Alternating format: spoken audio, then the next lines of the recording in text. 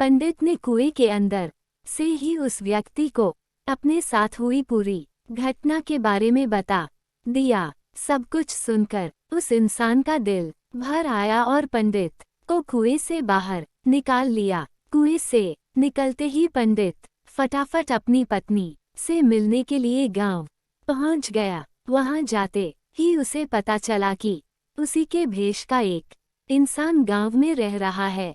पंडित ने अपने पिता को बताया कि मैं आपका असली बेटा हूँ। इसने मुझे कुएं में धक्का मार दिया था और मेरा रूप लेकर यहाँ आ गया है।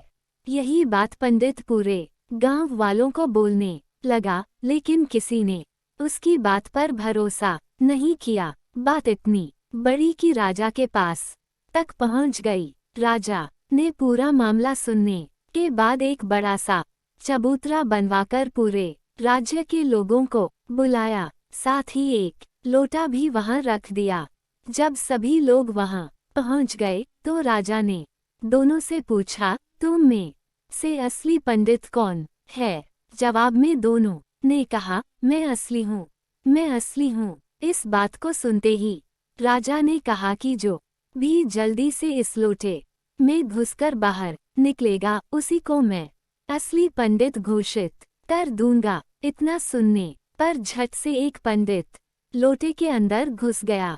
इतने में राजा ने लोटे का ढक्कन तेजी से बंद कर दिया। लोटे के अंदर बंद होते ही वो चिल्लाने लगा कि राजा, मुझे माफ कर दो, मैं आगे से ऐसा कुछ नहीं करूंगा। इतना सब देखकर लोग समझ गए कि असली पंडित कौन है।